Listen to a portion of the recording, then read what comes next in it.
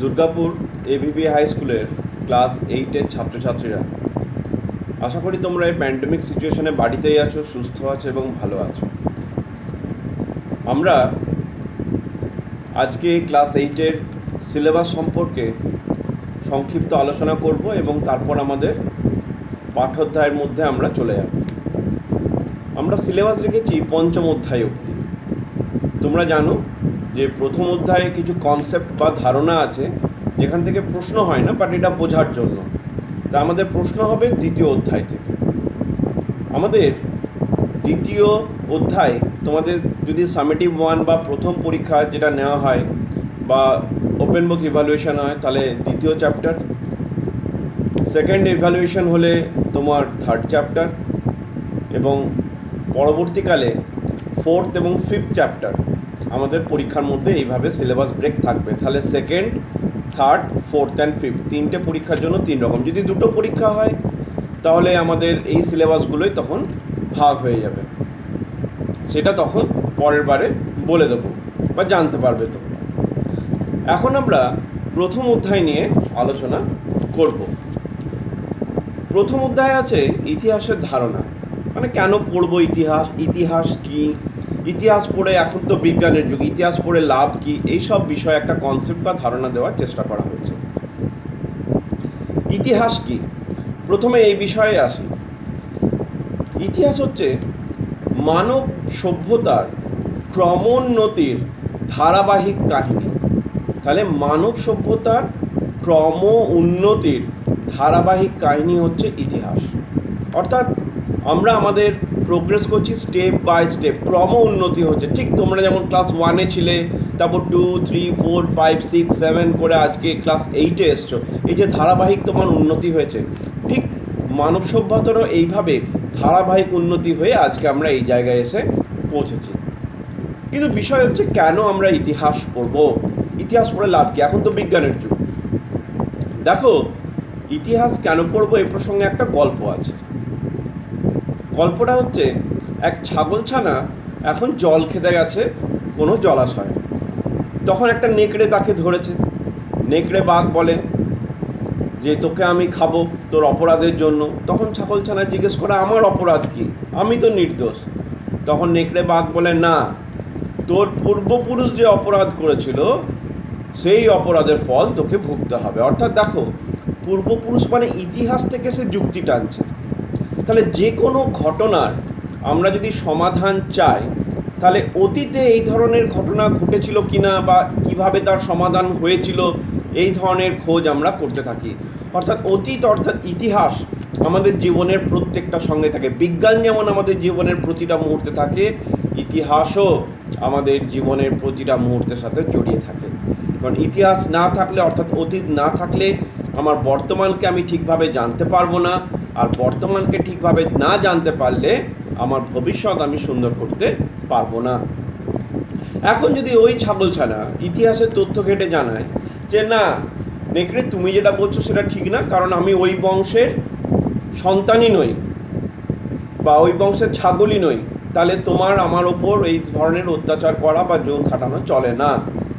নেকড়ে যদি যুক্তিবাদী হয় তাহলে সে যুক্তি মেনে নিয়ে তাকে ছেড়ে দেবে। অর্থাৎ ইতিহাস থেকে যেমন আমরা যুক্তি সাজিয়ে কাউকে দোষারোপ করতে পারি বা কোনো ঘটনার সমস্যার সমাধান করতে পারি, তো ঠিক তেমনিভাবে যুক্তি খাটিয়েও নানান সমস্যা থেকে মুক্তিও পেতে পারি। অর্থাৎ ইতিহাস সমস্যা যেমন তৈরি করে, ইতিহাস থেকে সমস্যার সমাধানও আমরা খুঁজে পাই। তো এই ধরনের ঘটনাগুলির জন্য আমাদের ইতিহাস জানতে হবে।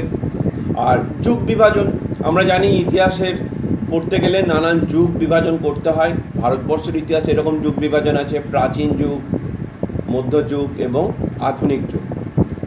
এখন এই যে প্রাচীন যুগ, এই প্রাচীন যুগ থেকে আমরা কিভাবে আলাদা করব? পার্টিকুলার কোনো ডেট কিন্তু দেওয়া যায় না যে এই সময়টা প্রাচীন যুগ, এই সময়টা মধ্যযুগ, না।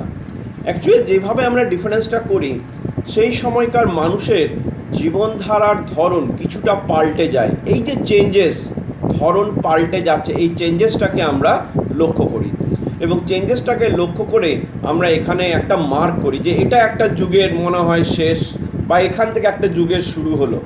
তো এইভাবে আমরা ইতিহাসের যুগ বিভাজন করি, কারণ যুগ বিভাজন না করলে ইতিহাস পড়া অনেকটা সহজসাধ্য হবে না, বা ইতিহাসকে জানা আমাদের পক্ষে অতটা সহজসাধ্য হবে না। তাই আমরা ইতিহাসের যুগ বিভাজন করি। তো যাই হোক, আশা করি তোমরা এই ছোট্ট কনসেপ্টে বুঝতে পারছো যে কেন ইতিহাস পড়া আবশ্যক। এরপরে আমরা আসছি আমাদের নেক্সট চ্যাপ্টার। এখানে প্রথম চ্যাপ্টার শেষ হলো। এখান থেকে কিন্তু কোনো কোশ্চেন সেভাবে আসে না, কিন্তু এটা আমাদের কনসেপ্ট বা ধারণা করার জন্য এই বিষয়টা দেওয়া হয়। এরপর আমরা আসছি আমাদের চ্যাপ্টার 2-তে, যেখান থেকে কিন্তু আমাদের প্রশ্ন আসে এবং প্রশ্ন হয়ও। তোমাদের সামেটিভ 1-এ এই ধরনের প্রশ্নগুলো আসবে। চ্যাপ্টার 2-তে প্রথমে আমরা দেখব 1707 খ্রিস্টাব্দে ঔরঙ্গজেব মারা যান। ঔরঙ্গজেব মারা যাওয়ার ঠিক 50 বছরের মাথায় 1757 খ্রিস্টাব্দে বাংলায় পলাশী যুদ্ধ হয়, এবং এই পলাশীর যুদ্ধের পর থেকে ইংরেজ শক্তির ভারতবর্ষে উত্থান ঘটে। অর্থাৎ মাত্র 50 বছরের মধ্যে আমরা দেখছি একদিকে প্রায় মুঘল সাম্রাজ্যের অবক্ষয় চূড়ান্ত পর্যায়ে গিয়ে পৌঁছাচ্ছে, অপরদিকে অপর এক শক্তি ব্রিটিশ শক্তির উত্থান ঘটছে। তাহলে এখন আমাদের বিষয় হচ্ছে কেন মুঘল সাম্রাজ্যের এই অবক্ষয় ঘটলো, বা কেন মুঘল সাম্রাজ্য অতি দ্রুত ঔরঙ্গজেব মারা যাওয়ার পর এই সাম্রাজ্যের চূড়ান্ত অবক্ষয়ের দিকে এগিয়ে গেল। উত্তরগুলো হচ্ছে যে ঔরঙ্গজেবের পর কোনো শক্তিশালী শাসক সেভাবে মুঘল সাম্রাজ্যে আসেনি, ফলে ভারত ও ভারতবর্ষের বাইরে অবস্থিত বিশাল মুঘল সাম্রাজ্যকে সামলানো ওই পরবর্তীকালের শাসকদের, যারা সেভাবে যোগ্য ছিলেন না, কর্তব্যনিষ্ঠ ছিলেন না, তাদের পক্ষে সম্ভব হয়নি। তাই মুঘল সাম্রাজ্যের অবক্ষয় চূড়ান্ত হয়েছে। মুঘল সাম্রাজ্যের অবক্ষয়ের আরও কারণগুলো হলো অর্থনৈতিক বিপর্যয়, নানান দিকে ব্যবসা বাণিজ্য বন্ধ হয়ে যায়, মুঘল সাম্রাজ্যের যে বিশেষ একটা ব্যবস্থা ছিল মনসবদারি প্রথা, জাগিরদারি ব্যবস্থা, ক্রমে এগুলো দুর্নীতিগ্রস্ত হয়ে ওঠে, ফলে সরকারের কাছে যে রাজস্ব জমা হওয়ার কথা ছিল তার থেকে অনেক কম পরিমাণে রাজস্ব জমা হতে থাকে, যা মুঘল সাম্রাজ্যের অবক্ষয়ের অন্যতম কারণ। এছাড়াও কেন্দ্রীয় শক্তির দুর্বলতার সুযোগে আঞ্চলিক শাসনকর্তারা স্ব জায়গায় স্বাধীন হয়ে ওঠে। এরপর বৈদেশিক আক্রমণ তো আছেই, পারস্যের নাদির শাহ এবং পর আহমদ শাহ আবদালি, আফগানিস্তানের যিনি শাসক, তিনি পর ভারত আক্রমণ করেন, যা মুঘল সাম্রাজ্যের পতনের জন্য অনেকখানি দায়ী হয়ে ওঠে। মুঘল সাম্রাজ্যের এই যে ভগ্নস্তূপ, এই ভগ্নস্তূপে ভারতবর্ষের 3টে অঞ্চলে 3টি আঞ্চলিক শক্তির উত্থান ঘটে। 1722 খ্রিস্টাব্দে মুর্শিদ কুলি খান নেতৃত্বে বাংলায় এক স্বাধীন নবাবী স্থাপিত হয়। অযোধ্যাতে 1722 খ্রিস্টাব্দে আসফ জাহর নেতৃত্বে এবং সাদাত খান নেতৃত্বে, এবং হায়দ্রাবাদে তোমার চীন কিলিচ খাঁ বা আসফ জাহর নেতৃত্বে 1724 খ্রিস্টাব্দে হায়দ্রাবাদে স্বাধীন নিজাম বা নবাবীর সূচনা ঘটে। এইভাবে 3টি আঞ্চলিক শক্তির উত্থান ঘটে এবং ভারতবর্ষের রাজনীতিও ক্রমে এক অন্য পথে এগিয়ে চলে। ইস্ট ইন্ডিয়া কোম্পানির বাণিজ্যের অন্যতম প্রধান কেন্দ্র ছিল কলকাতা, যা বাংলার নবাবের কর্তৃত্বের মধ্যে পড়ত। সেই সময় বাংলায় যে 3টে বিদেশি কোম্পানি বিশেষ শক্তিশালী, এক ওলন্দাজ, ইংরেজ আর হচ্ছে ফরাসি। এদের মধ্যে ইংরেজদের বাণিজ্যিক উদ্যোগ ছিল সব থেকে বেশি। নবাব মুর্শিদ কুলি খাঁ থেকে শুরু করে পরবর্তী নবাবরা সিরাজউদ্দৌলার আগে অবধি এই কোম্পানিগুলোর সাথে সম্পর্ক তোমার বজায় রাখতেন নরমে গরমে। অর্থাৎ নিজেরা যেমন ওদের ব্যাপারে হস্তক্ষেপ করতেন না, তেমনি নবাবের কর্তৃত্বকেও তারা যাতে চ্যালেঞ্জ করতে না পারে বা ক্ষুণ্ণ করতে না পারে সে ব্যাপারেও তারা যথেষ্ট সচেষ্ট ছিলেন। তবে কোম্পানির সাথে নবাবের, বাংলার নবাবের এই যে সম্পর্ক, এই সম্পর্ক নির্ধারণের পেছনে ছিল ফারুকশিয়ারের ফরমান। দিল্লির মোগল সম্রাট ফারুকশিয়ার তার ফরমানের মাধ্যমে ইংরেজ কোম্পানিকে যে বিশেষ সুযোগ সুবিধা দিয়েছিল, তার ফলেই তাদের বাণিজ্যিক উদ্যোগ অন্যান্য কোম্পানির থেকে যথেষ্ট বেশি পরিমাণে লক্ষ্য করা গেছিল। ঠিক মুর্শিদ কুলির মৃত্যুর পর তার অন্যতম সেনাপতি আলীবর্দী খান সিংহাসনে বসেন, কিন্তু আলীবর্দীর রাজত্বের পর আলীবর্দীর কোনো পুত্র সন্তান না থাকায় তার দৌহিত্র, তার কনিষ্ঠ কন্যার পুত্র সিরাজউদ্দৌলা সিংহাসনে বসেন। কিন্তু সিরাজের এই সিংহাসন লাভ অনেকের অসন্তোষের কারণ হয়, তাই তারা সিরাজের বিরুদ্ধতাচরণ করতে থাকে। এ বিষয়ে ইংরেজ কর্তৃপক্ষকেও তারা পাশে পেয়ে যায়। তো সিরাজের সাথে ইংরেজদের সম্পর্কের খারাপ বা বিরোধের কারণগুলো হচ্ছে, এক, সিরাজ যখন সিংহাসনে বসেন, ইংরেজ কোম্পানি তাকে কোনো অভিনন্দন বার্তা হিসেবে কোনো উপঢৌকন পাঠায়নি, যা সিরাজের কাছে কোম্পানির অভিসন্ধিকে সন্দেহজনক করে তোলে। দুই, চন্দননগর আর কলকাতায় ফরাসি এবং ইংরেজরা তাদের মধ্যে যে সপ্তবর্ষব্যাপী যুদ্ধ হয়, তারা দুর্গ নির্মাণ শুরু করে। সিরাজের নির্দেশে ফরাসিরা দুর্গ নির্মাণ বন্ধ করলেও ইংরেজরা কিন্তু দুর্গ নির্মাণ চালিয়ে যায়, যা সিরাজের যথেষ্ট অবমাননাকর বলে মনে হয়েছিল। এছাড়াও সিরাজের এক কর্মচারী ইংরেজদের কাছে আশ্রয় নেয় এবং সিরাজ তাকে বারবার ফিরিয়ে দিতে বললেও ইংরেজরা তাকে ফিরিয়ে দেয়নি ইত্যাদি কারণে নবাবের সাথে, বাংলার নবাবের সাথে ইংরেজ কোম্পানির বিরোধ চরমে ওঠে, যার চূড়ান্ত পরিণতি আমরা লক্ষ্য করতে পারি পলাশির যুদ্ধের মধ্য দিয়ে 1757 খ্রিস্টাব্দে। কিন্তু নবাবের বিরুদ্ধে যে গোষ্ঠী গড়ে উঠেছিল, নবাব বিরোধী গোষ্ঠী, তারা ইংরেজদের সাহায্য করতে থাকে। ফলে পলাশির যুদ্ধে যুদ্ধ হয় বটে, তবে যুদ্ধের ফলাফল যেন আগে থেকেই নিশ্চিত হয়েছিল। কারণ নবাবের প্রধান সেনাপতি মির্জাফর যুদ্ধ না করে এক পাশে সসৈন্য দাঁড়িয়ে থাকে। নবাব যখন এই চক্রান্তের কথা জানতে পারেন, তখন অনেক দেরি হয়ে যায়। যাই হোক, সিরাজউদ্দৌলার পরাজয়ের পর ইংরেজরা মির্জাফরের মাথায় মুকুট পরিয়ে দিয়ে তাকে নতুন বাংলার নবাব বলে ঘোষণা করেন। এই বিষয়ে কতগুলো কথা আগে একটু বলে নেওয়া দরকার।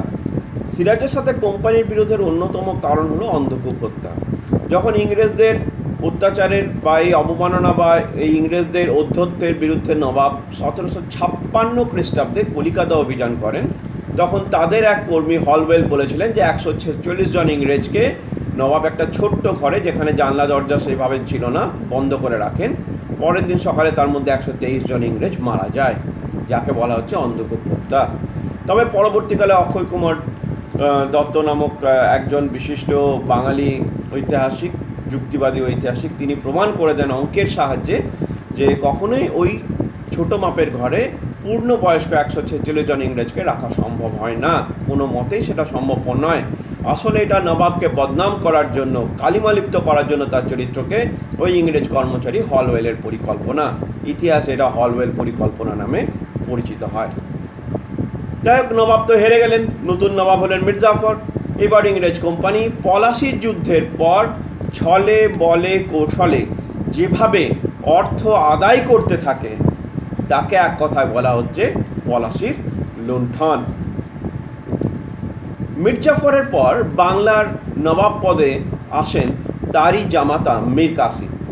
কিন্তু মীর কাসিম ছিলেন স্বাধীনচেতা, তাই কিছুদিনের মধ্যে ইংরেজ কোম্পানির সাথে মীর কাসিমের বিরোধ এসে উপস্থিত হয়, যার চূড়ান্ত পরিণতি ঘটে বক্সারের যুদ্ধের মধ্য দিয়ে। বক্সারের যুদ্ধে একদিকে যেমন মীর কাসিম ছিলেন, তেমনি ছিলেন অযোধ্যার নবাব সুজাউদ্দৌলা এবং দিল্লির মোগল সম্রাট শাহ আলম দ্বিতীয়। কিন্তু এই যুদ্ধের চূড়ান্ত ফলাফল ইংরেজদের পক্ষে যায়। ফলে বাংলার নবাবী, অযোধ্যার নবাবী এবং দিল্লির সম্রাট ইংরেজদের অধীনস্থ হয়ে পড়ে। ইংরেজরা দিল্লি সম্রাটের কাছ থেকে দেওয়ানি লাভ আদায়ের অধিকার পান, বাংলা, বিহার, উড়িষ্যার তারা রাজস্ব আদায়ের অধিকার পান এবং সেই মতো তারা সেখানে দ্বৈত শাসন ব্যবস্থা বা ডায়ার্কি সিস্টেম চালু করেন। এটা এক এমন ব্যবস্থা যাতে নবাবের কাছে রইল দায়িত্ব আর ইংরেজ কোম্পানির কাছে রইল ক্ষমতা, অর্থাৎ নবাবের কাছে রইল ক্ষমতাহীন দায়িত্ব আর ইংরেজ কোম্পানির কাছে রইল দায়িত্বহীন ক্ষমতা। তো এই ধরনের যে শাসন ব্যবস্থা, ইতিহাসে তা ডায়ার্কি সিস্টেম বা দ্বৈত শাসন ব্যবস্থা বা মাস্কড সিস্টেম বা মুখোশধারী ব্যবস্থা নামে পরিচিত। এই ব্যবস্থার চূড়ান্ত ফলাফল হলো 76-এর দুর্ভিক্ষ, যা ইতিহাসের 76-এর মন্বন্তর নামে পরিচিত। এর পরের যে টপিক সেটা হচ্ছে রেসিডেন্সি সিস্টেম। রেসিডেন্সি সিস্টেম কি না, ভারতবর্ষের মোটামুটি বহুত রাজ্য বা অনেক রাজ্য ইংরেজরা দখল করে নেয়। তো এই যে ইংরেজদের এই যে রাজ্যগুলো দখল করা হলো, এগুলো তারা কি করতেন, সেই রাজ্যে নিজের একজন করে প্রতিনিধি রাখতেন। সেই রাজ্যে ইংরেজরা নিজের একজন করে প্রতিনিধি রাখতেন, যেটাকে বলা হচ্ছে রেসিডেন্সি সিস্টেম। অর্থাৎ রাজ্যের রাজা সমেত সমস্ত লোকই ইংরেজদের ওই যে অফিসার সেই রাজ্যে রয়েছেন তার পর্যবেক্ষণের মধ্যে থাকতেন, যে আদৌ সেই রাজ্য কোনো ইংরেজ বিরোধী কাজ করছে কিনা বা ইংরেজদের বিরুদ্ধে ষড়যন্ত্র করছে কিনা, সমস্ত কিছু তথ্য ওই রেসিডেন্টরা রাখতেন। এবং রেসিডেন্টদের রিপোর্টের ভিত্তিতে কোম্পানি ঠিক করতেন যে সেই রাজ্যের সাথে কীরকম ব্যবহার করতে হবে, তাকে দখল করতে হবে না তাকে তাদের অধীনস্থ মিত্র হিসেবে গড়ে তুলতে হবে। এই বিষয়ে লর্ড ওয়েলেসলির অধীনতামূলক মিত্রতা নীতি বিশেষ আলোচনা সাপেক্ষ। 1798 খ্রিস্টাব্দে 1798 খ্রিস্টাব্দে লর্ড ওয়েলেসলি অধীনতামূলক মিত্রতা নীতি স্থাপন শুরু করেন। এই মিত্রতা নীতির বৈশিষ্ট্যগুলো হলো: 1, এই অধীনতামূলক মিত্রতা নীতিতে যারা স্বাক্ষর করবে তারা ইংরেজদের অধীনস্থ মিত্রতে পরিণত হবে। এই অধীনস্থ মিত্র রাজ্যগুলিতে একজন ইংরেজ রেসিডেন্ট ও একদল ইংরেজ সেনা থাকবে। এই সেনাদলের রক্ষণাবেক্ষণের খরচ হবে সংশ্লিষ্ট রাজ্যে। ওই রাজ্যগুলি ইংরেজদের বিনা অনুমতিতে অন্য কোনো শক্তির সাথে যুদ্ধবিগ্রহ, শান্তি স্থাপন বা বৈবাহিক সম্পর্ক স্থাপন করতে পারবেন না। ওই রাজ্যগুলিতে ইংরেজ বাদ দিয়ে অন্যান্য বিদেশি বণিকদের তাড়িয়ে দেওয়া হবে।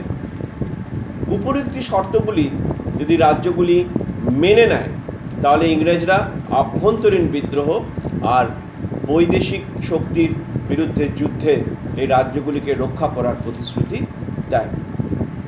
ভারতবর্ষের সর্বাপেক্ষা বৃহৎ অথচ কাপুরুষ ভীরু রাজ্য হায়দ্রাবাদের নিজাম সর্বপ্রথম এই অধীনতামূলক মিত্রতা নীতিতে স্বাক্ষর করে।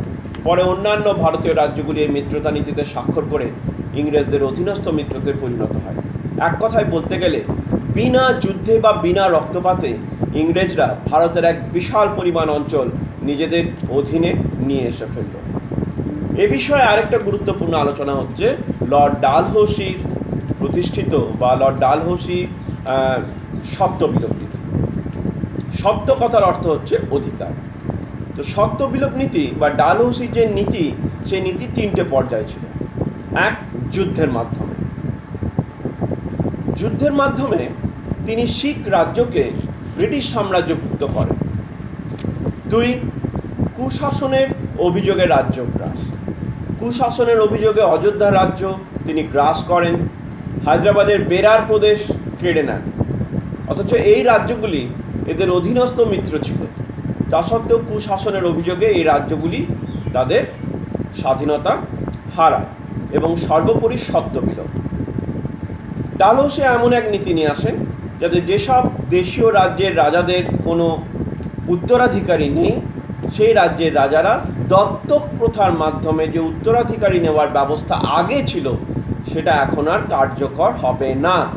তাই এই রাজ্যগুলি সরাসরি ব্রিটিশ সাম্রাজ্যভুক্ত হবে, অর্থাৎ সংশ্লিষ্ট রাজ্যের রাজ পরিবারগুলি তাদের রাজ্য থেকে তাদের সত্ত্ব অর্থাৎ অধিকার হারাবে উত্তরাধিকার না থাকার জন্য। তো এইভাবে ঝাঁসি, নাগপুর, জয়পুর, সম্বল, কর্ণাটক সহ